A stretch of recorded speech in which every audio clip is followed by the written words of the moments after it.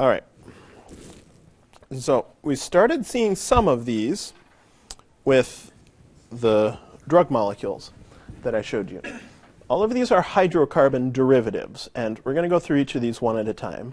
Okay? I've got sort of a page for each of these, so don't get too intimidated by the giant table here. But in each case, a hydrocarbon derivative is one where we've replaced an H with something else, okay? Much like how we substituted the benzene. So, and with an alcohol, for instance, we're going to put an OH attached to something.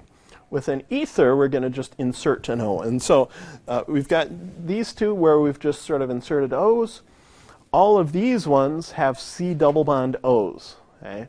That's a very common bonding pattern that happens in molecules. We've already seen lots of C double bond O's just in some of our molecules. So the various combinations of C double bond O's and then the stuff that's attached to them. And we'll talk a little bit about those as we go on. So let's start with alcohols.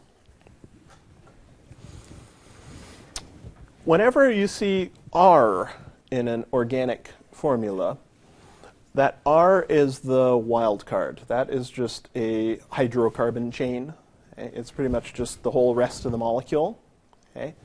So what ROH means is that we have some kind of hydrocarbon. It can be a chain or a ring or whatever, okay? Anything.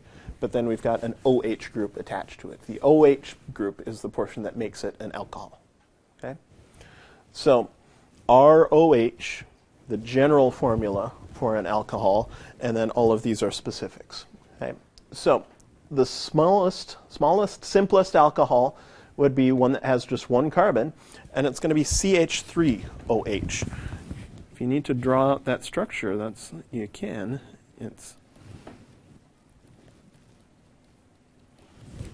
I'm not doing bond angles or lone pairs or anything like that, just so we can get the, what order the atoms are in. But CH3OH.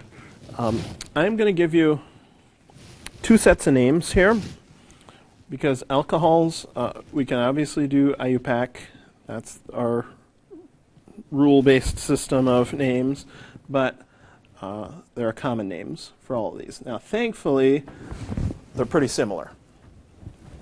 And even the common names follow a very particular pattern. So it's not like memorizing. But stuff you should be aware of. Okay? So the IUPAC name, well, I guess all the names end in OL. Okay, all.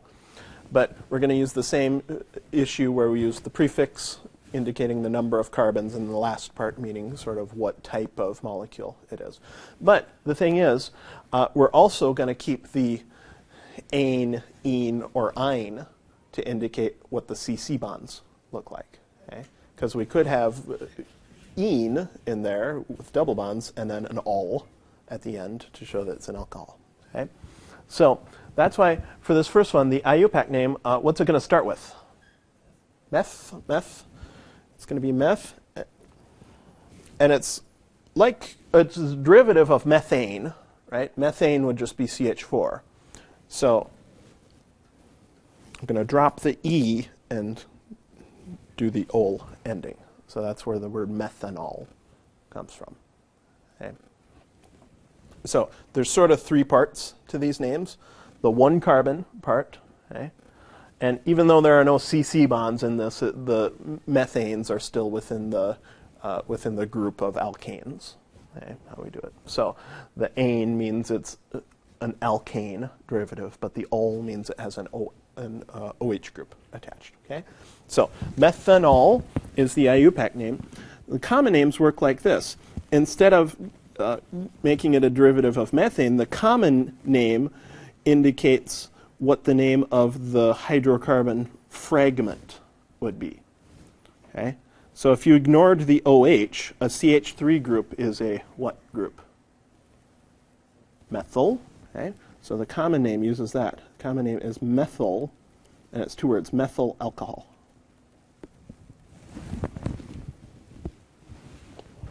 So again, very similar. Okay? They indicate pretty much the same thing. Methanol is the IUPAC name. Methyl alcohol is a common name, which is also correct. Okay?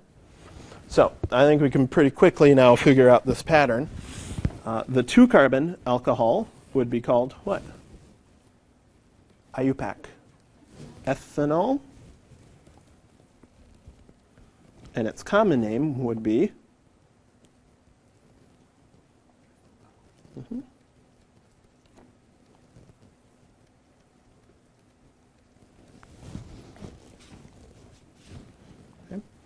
So this is a condensed structure with all the C's and H's shown. This is a line structure, and don't be fooled by the line structure.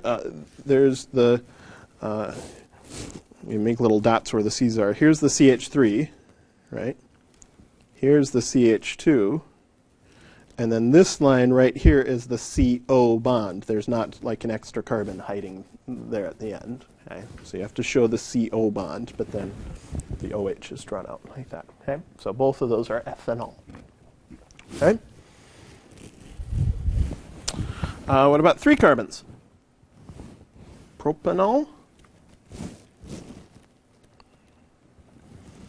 Okay. So 3 carbons right here also. Same thing. Those are the 3 carbons there. But what about this one? This one also has, oops, let's reopen OneNote. Yeah, there's an isopropyl, but here, so we called that propanol. But the thing is, this one also has to be called propanol, okay, because in both cases there are 3 carbons. IUPAC does not use iso. We're going to use iso over here. IUPAC uses numbering.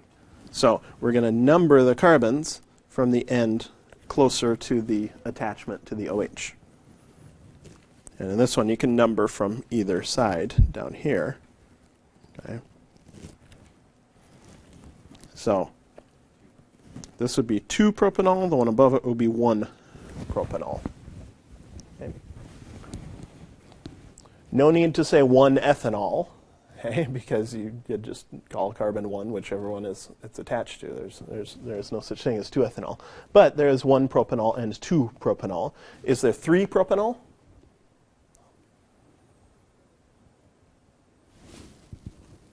Well, I've got 1-propanol here. I got 2-propanol here. Wouldn't 3-propanol be over there? That's also 1-propanol, right? If you number from the end closer to the attachment, okay, that prevents you from having that problem. So 1-propanol and 2-propanol is it. All right.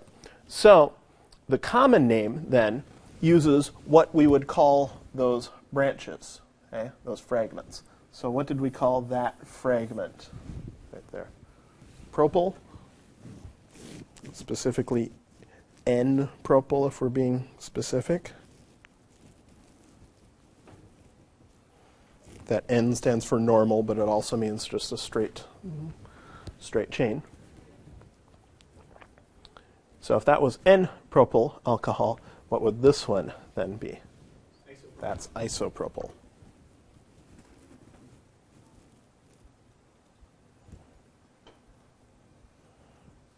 Okay. 2-propanol is the correct IUPAC name, but pretty much everybody calls that isopropyl alcohol.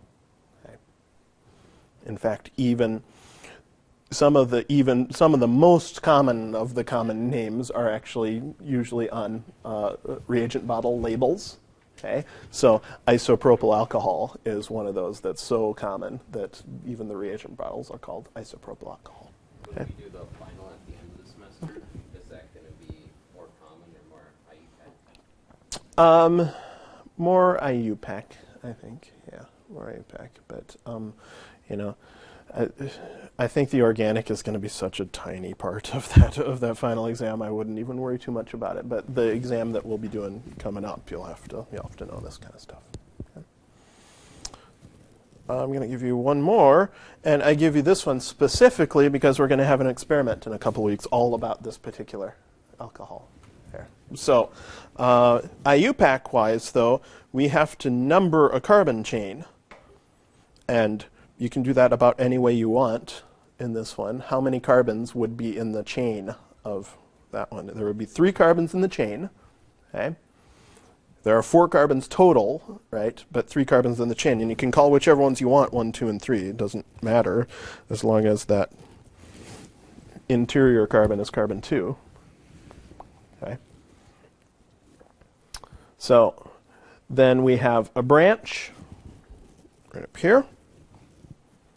Whichever one that you didn't happen to number is a branch. Okay. So what would we call that branch then? Methyl? 2-methyl? 2-methyl. 2-methyl, then what?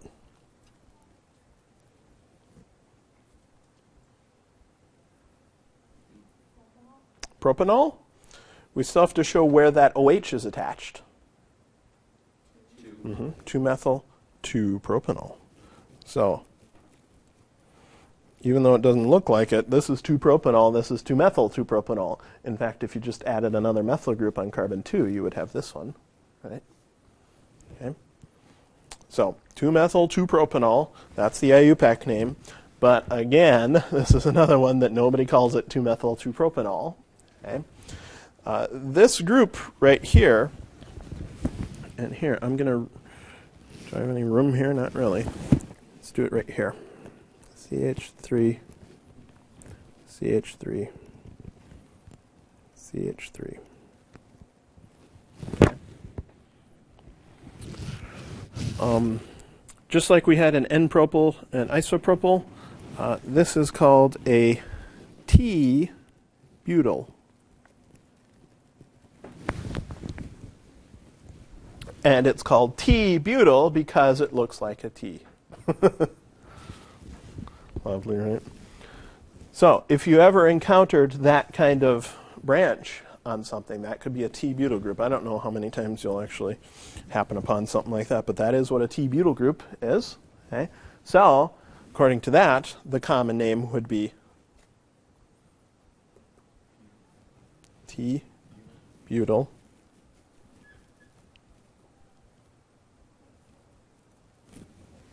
T-butyl alcohol.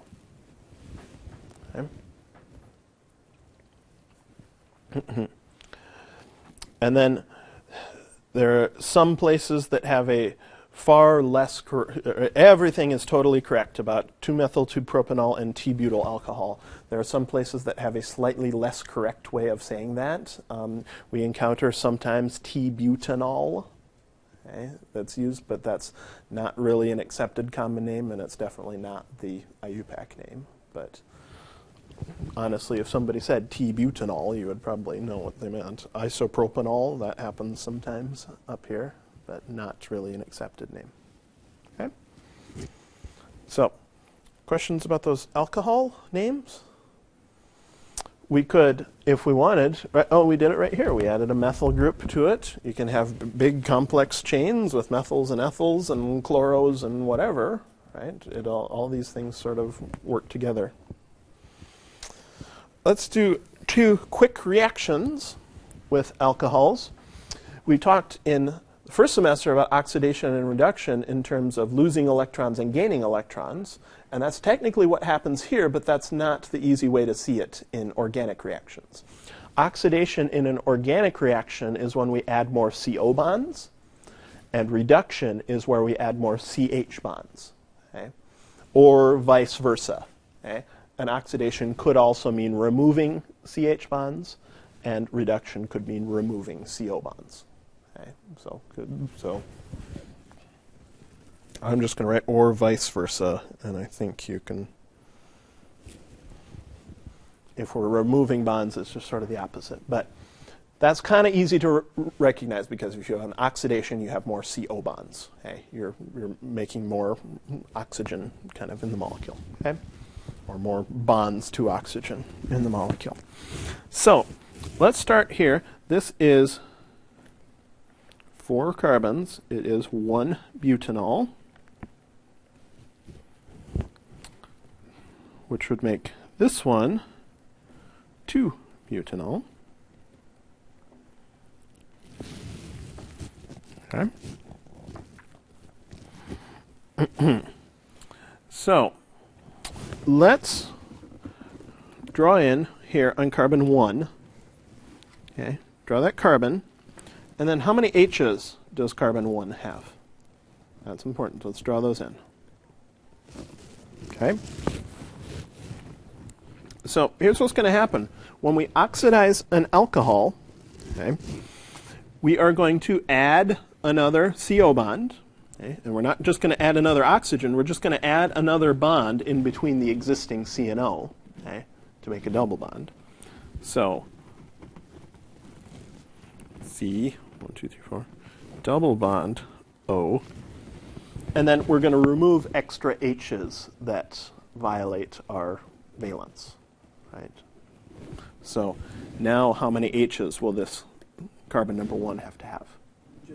Just 1. And that O can't have any H's either. So here, what you can actually do, circle one of those H's on the C, circle the H on the O.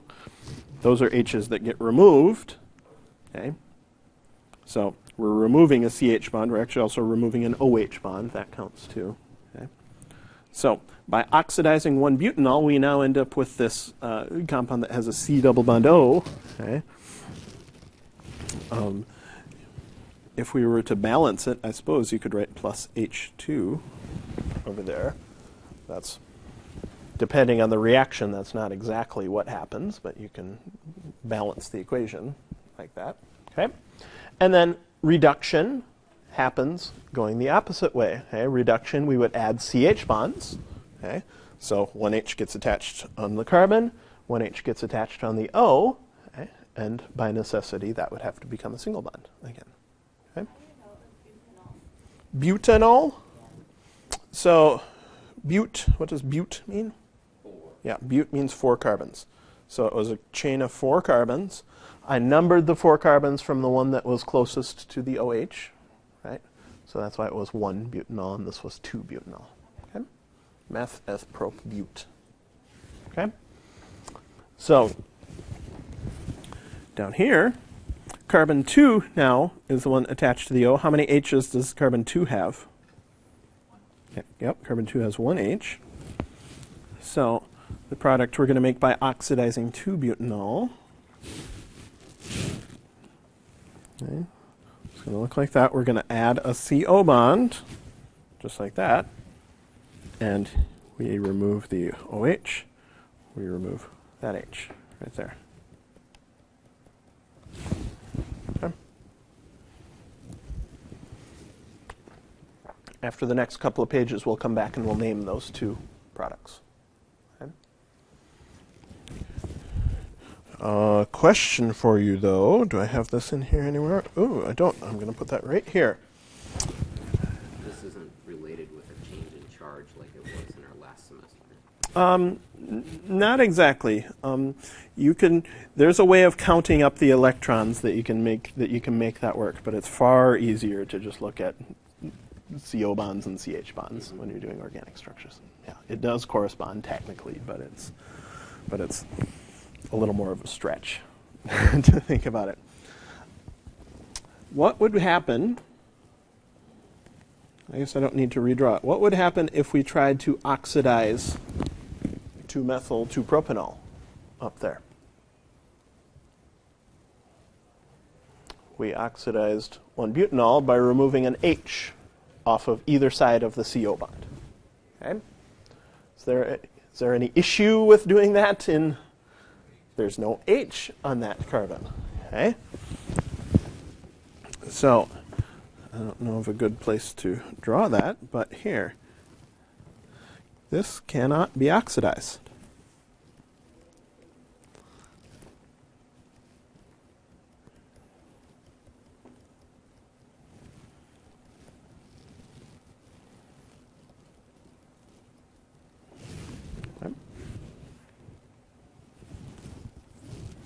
So that will endure a surprisingly long time in the presence of a strong oxidizing agent before other things start to happen. Okay? Eventually, you'll just remove 2 CC bonds or something like that, but that's much more difficult. So in our lab that we'll be doing in a week from Monday, we're going to be able to do a test where we can tell these kind of alcohols apart from this kind of alcohol. because these ones can be oxidized, but that one cannot. Okay? I can just really quickly show you how we classify these. 1-butanol is called a primary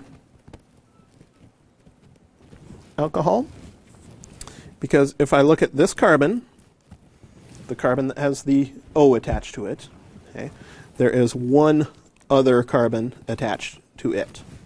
Okay? So we're just pretty much looking at, here's our key carbon of interest. We're looking at how many carbons are attached to it. Okay?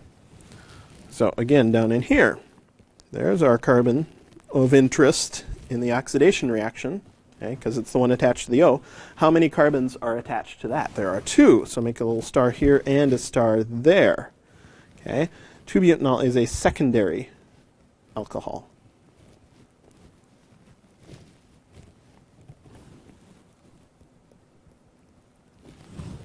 Okay.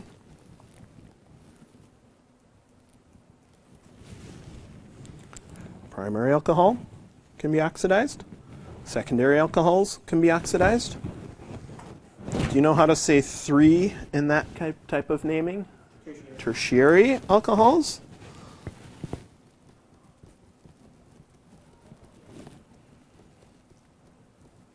Cannot be oxidized.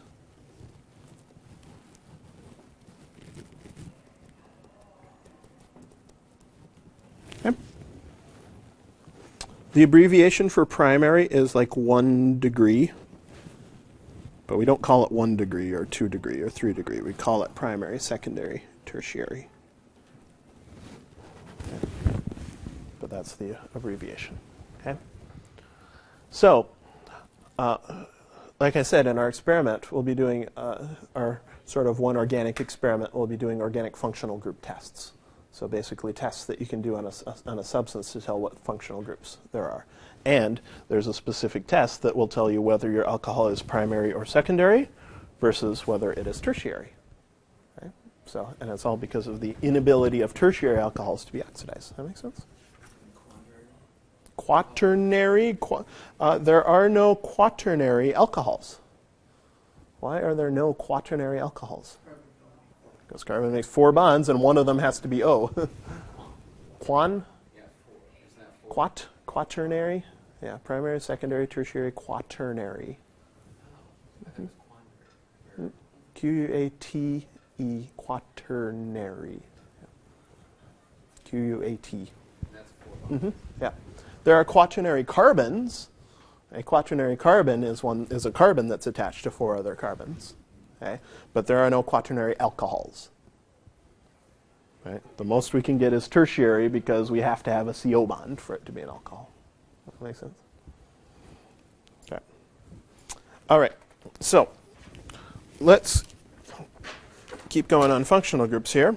Let's start with the substances that have a C double bond O in them. So this is an aldehyde. The general structure of an aldehyde is R, and remember R is just the chain of hydrocarbons. Okay? R, C double bond O, but an H attached directly to the C double bond O. Okay? So aldehyde. Aldehyde has an H on the C double bond O. So aldehydes, take a look back at our reactions. Aldehydes can be formed by oxidizing what? An alcohol. Which kind of alcohol? Primary alcohol. This one right here is an aldehyde. We make aldehydes by oxidizing primary alcohols. Okay. That's because this CO becomes the C double bond O. We remove one of those H's, but there's still another H there. That becomes the H that's attached to the C double bond O. So, to name aldehydes, we do it exactly the same as with alcohols, except instead of OL, it's AL at the end. Okay? So, pretty simple if we know how to do alcohols. This, we count the carbons starting always with carbon 1 being the C double bond O. Okay? So that is a 2-carbon aldehyde. It would be called what? Ethanal. Yep.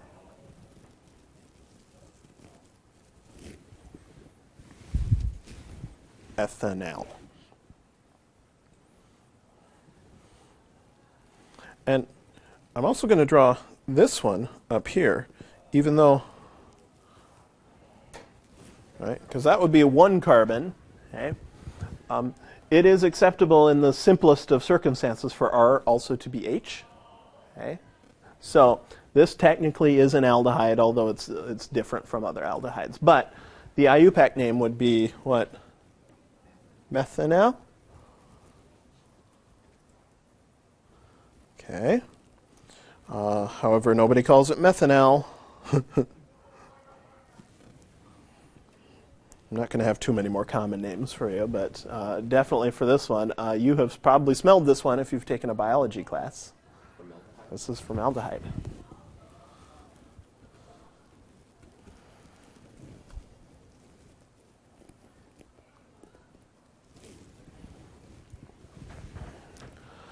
Formaldehyde is a gas, so literally what you are smelling is formaldehyde. They don't use formaldehyde to actually treat them. They use aqueous formaldehyde, which is called formalin. Okay? And there's a reaction. It actually reacts a little bit with the water, so it doesn't look like that. But when it's given off as a gas, it looks like that, and that's formaldehyde. So, absolutely. Yep. Yep. There are some organic gases, not many. Methane, ethane. Okay? They have to be pretty small. One or two, maybe 3 carbons. That's about it. And not much more than 1 carbon if there's an O. So methanal, ethanal, 1, 2, 3 carbons. Propanal. Here's a line structure, but same deal. 1, 2, 3, 4, 5 carbons. 5. Pent.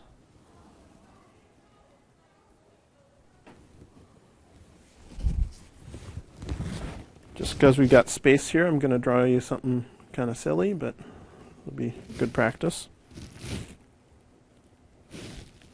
Okay. So I've got 4 carbons. 1, 2, 3, 4. Okay. Carbon 1 has to be the C double bond O, right? Carbon 2, I'm going to put a chlorine. Carbon 3, I'm going to put just methyl.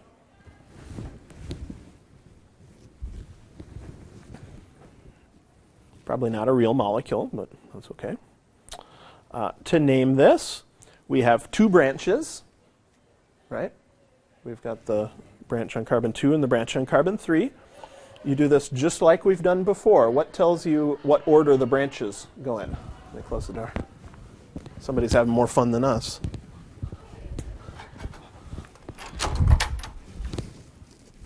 What order do we do the branches in? Alphabetical order, yep. So the C of chloral will come before the M of methyl. Okay. So I should start this with what? 2 chloro. 3 methyl. Close. Butyl. 1, 2, 3, 4.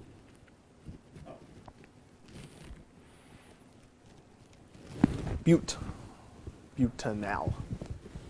Okay. See how that works? So. Oh, great. How we keep all straight. So we just get the prefix of. Okay, so if it was iodine or. Yeah, let's not. Yeah, iodo. Here, let's write those. Fluoro, bromo. Right, fluoro. We've got chloro there. Bromo, iodo. Okay. Since a halogen has a single valence to it, 1 bond, it bonds exactly the same way that an alkyl group would. So we treat them just the same in naming as we would treat ethyl groups or methyl groups or something like that. Okay. It just gets inserted in as just another branch. Okay. So those are aldehydes. These are ketones. How is a ketone different from an aldehyde? CO double bond, but then the R groups, there are two R groups. So that carbon is attached to two other carbons that have their own sections of the molecule. Okay? So look back at this page here. How could you make a ketone? Correct. This is a ketone. You make a ketone by oxidizing a secondary alcohol. Because then we end up with this central C here that has two R groups on it. Okay? As opposed to this C that has just one R group attached to it. See how that works? And it again sort of makes sense that we cannot oxidize a tertiary alcohol because it would be impossible for us to have a C double bond O with three R groups attached without breaking carbon's valence. Right? So, ketones, similar kind of naming. The name ends in -one, just like we would expect. So, the smallest ketone is actually the 3-carbon one, though. Because you need 3 carbons in order to have 2 R groups on your C double bond O. So that's the smallest ketone. What is it called?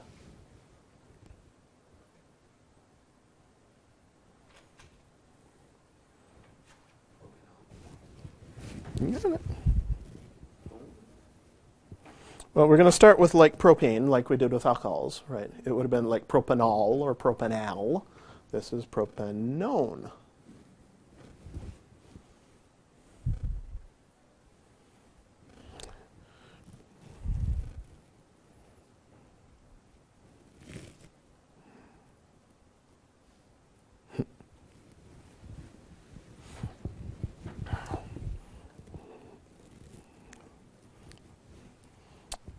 Sorry about the common name, but we use this. Okay, so think back to first semester. That was a long time ago, I know. In the experiment where you did the glass blowing to make the little micropycnometer, you used this as a solvent to rinse the water out. And we typically use this as a solvent. We got squeeze bottles of it. It rinses out sticky things.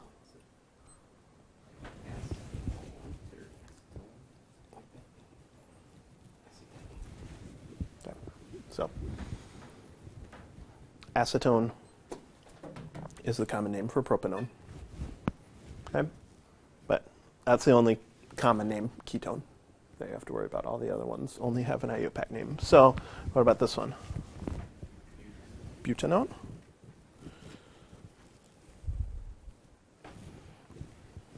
This one?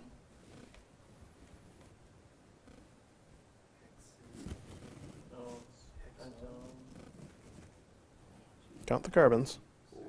Mm-hmm. And you gotta count.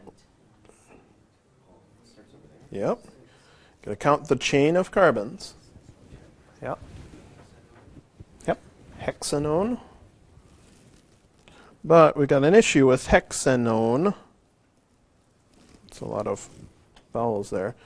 We got an issue because let me draw a 6-carbon chain again, and I could put the double bond here. Mm-hmm. So 2-hexanone versus mm-hmm.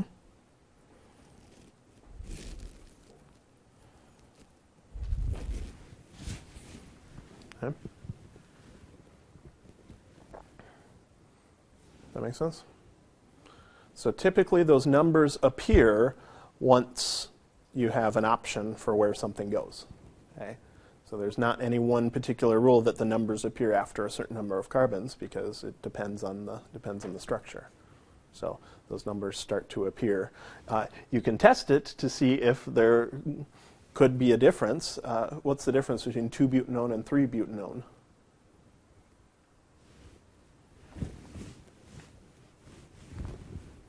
That's the same thing, right? So really that's just called butanone. Okay.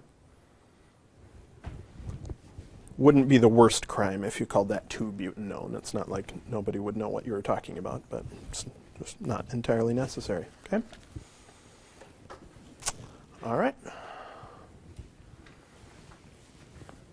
So continuing on with the C double bond O's, we have a carboxylic acid. So look at that general structure. What's different now? The OH attached to the C double bond O. We saw that functional group. All of these are functional groups, by the way. The stuff attached to an R is a functional group, just because it's a molecule fragment that defines that molecule as a certain type. So we saw the carboxylic acid functional group in aspirin and ibuprofen. Right? It is important because this is one of the only ways to make an organic molecule acidic. Okay? It's called a carboxylic acid. This H right there is acidic. Acid is something that produces H plus ions. So if that H is kind of loose and flies out into the solution, that makes the solution more acidic. So organic acids are carboxylic acids for pretty much the most part. Okay? So we are going to name them, at least the IUPAC name. We're not going to worry too much about common names for most of these. We've got one of them.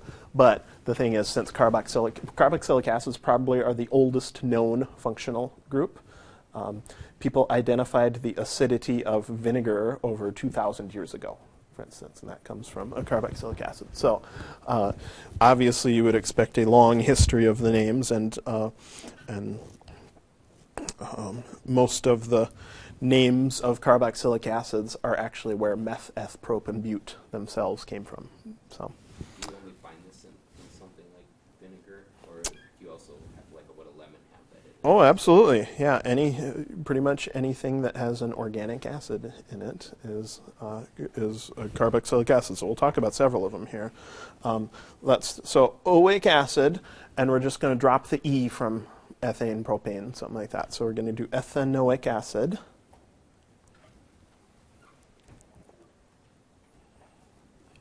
Which is the IUPAC name, but the common name, and this is the only common name I'll tell you on this page, even though they all have common names. This is acetic acid. Probably the most famous carboxylic acid. And acetic acid is what is in what? Vinegar. Acetic acid is what is in vinegar. We did an experiment in first semester where we titrated the concentration of acetic acid in vinegar. Okay. So that is the structure of acetic acid, is a 2-carbon carboxylic acid. Okay. That's it. Technically ethanoic acid. For all the other ones, we're just going to stick with the IUPAC name. So what would we get from this one?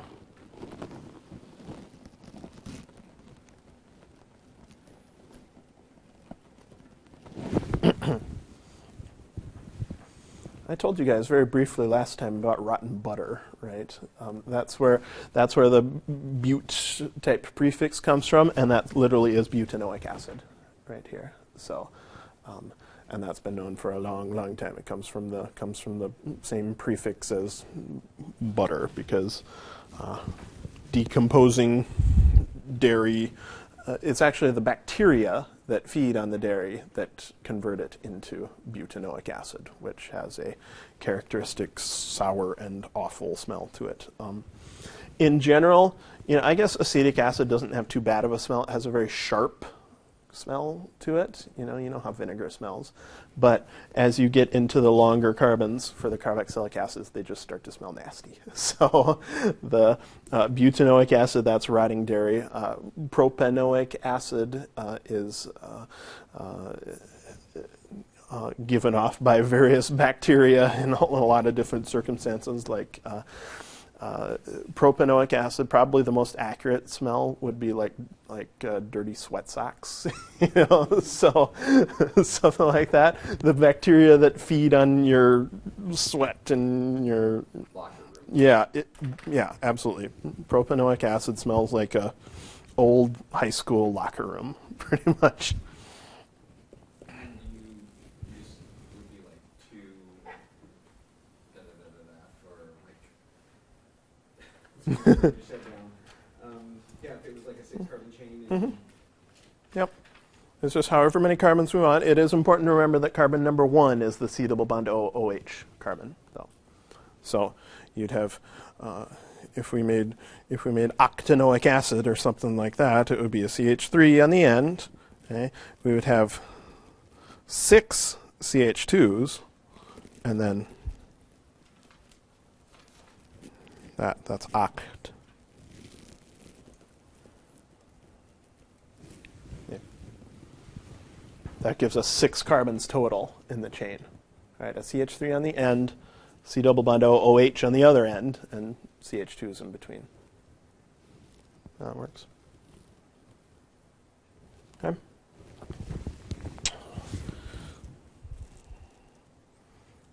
Leave some room right here.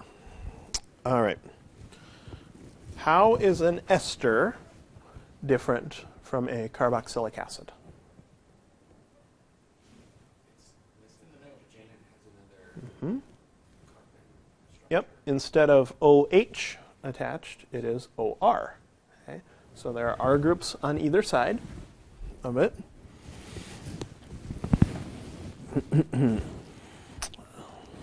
To make an ester, I'm going to show you this here. Actually, before we name this, I'm going to show you the reaction that produces an ester, because it's actually easier to name these when we know where the parts of it come from. So we can make an ester. Okay, over here, here's an ester, because it's R, C double bond O, O R, and I use the little single quotes there. It's called a prime. We use prime like in math there, just to indicate that this R group is different from that R group. Okay, got R and R prime. Just means they came from different places. They could be the same, but they come from different places. Okay, so we can make an ester by starting over here. R, C double bond O, OH. What is that? Top of the page. Yeah, that is a carboxylic acid.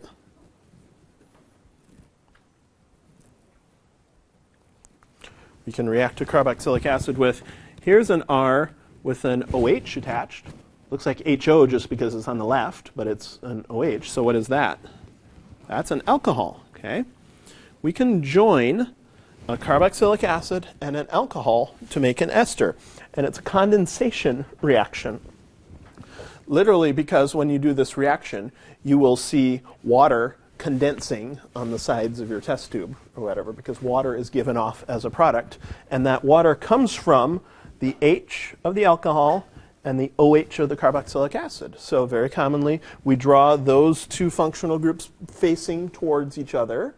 Okay, that makes it easier to show where the water comes from, and you draw just a box around it. There's the water that comes out, and the two sides then get joined together to make an ester. So that's why this one is called R, because our carboxylic acid had an R. This one here is called R prime because our alcohol had an R prime to it. So make a little, here, make some little brackets over here. This part here, R C double bond O, that came from the carboxylic acid, and I'm going to abbreviate. Okay. The OR there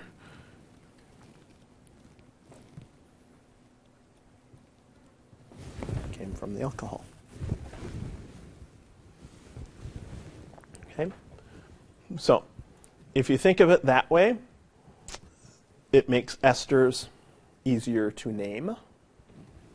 Okay. And I'm just going to show you how to name this as we finish up here.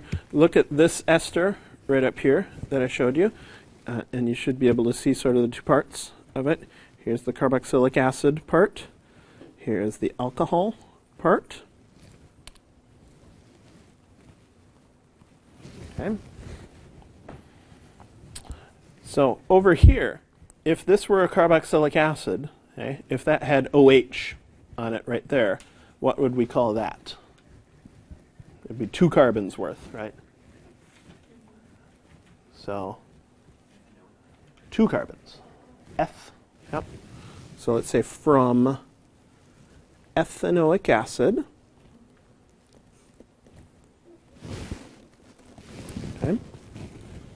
And over here, if this was an OH, that would be what? 2 carbons over here. How do we name alcohols? Ethanol, okay.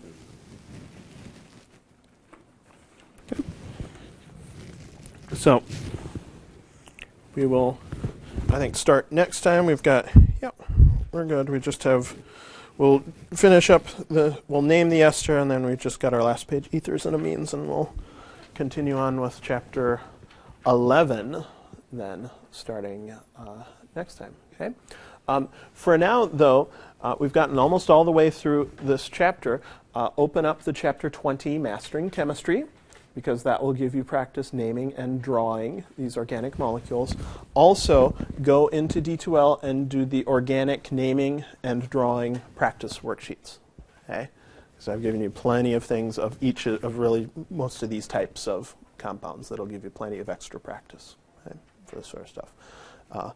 The organic portion of quiz 1 will pretty much be just naming and drawing molecules. That's pretty much what it is. So not too much in terms of theory for this chapter. So if you can name and draw molecules, that's what you can focus on. Okay. So